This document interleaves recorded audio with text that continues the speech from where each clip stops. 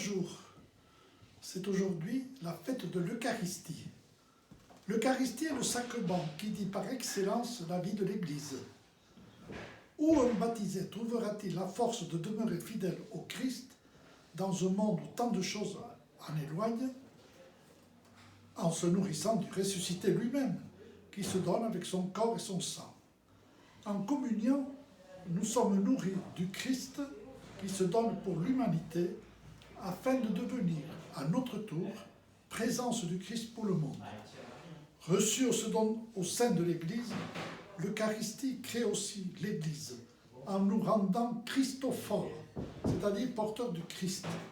Comme l'enseignait saint Augustin aux chrétiens qui participaient à l'Eucharistie, chrétien, deviens ce que tu contemples, contemple ce que tu reçois, reçois ce que tu es, le corps du Christ. Donc très concrètement, le Christ qui se donne sacramentellement dans l'Eucharistie ne peut être reçu en vérité que par celui qui accepte de se laisser transformer par l'Esprit pour devenir présence du Christ pour le monde. Recevoir le corps du Christ, ce n'est pas avoir eu sa messe pour être en règle et puis vivre quotidiennement en ennemi de l'amour. Recevoir le corps du Christ, c'est l'Esprit donner corps au Christ de façon à ce que toutes nos actions, nos paroles rayonnent le Christ et l'Évangile. Il faudrait que chacun de nous, après la communion, puisse dire, comme saint Paul, ce n'est plus moi qui vis, c'est le Christ qui vit en moi. Mais pratiquement, qu'est-ce que cela veut dire? D'abord, accepter de nous convertir.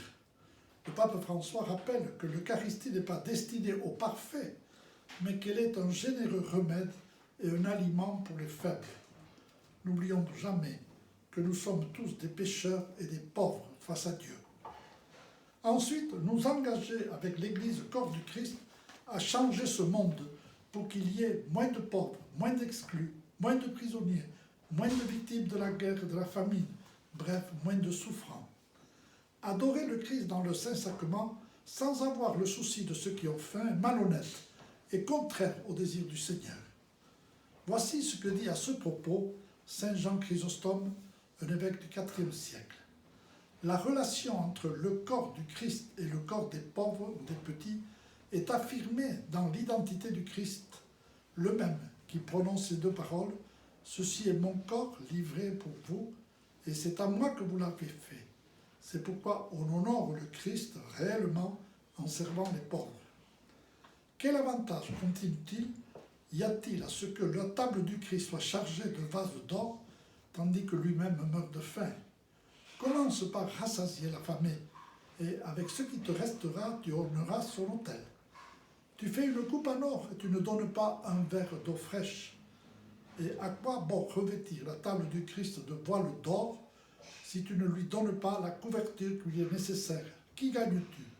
Dis-moi donc, si tu vois le Christ manquer de la nourriture indispensable et que tu ne l'abandonnes pas pour recouvrir l'autel d'un revêtement précieux, est-ce qu'il va t'en savoir gré? Est-ce qu'il ne va pas plutôt s'en indigner?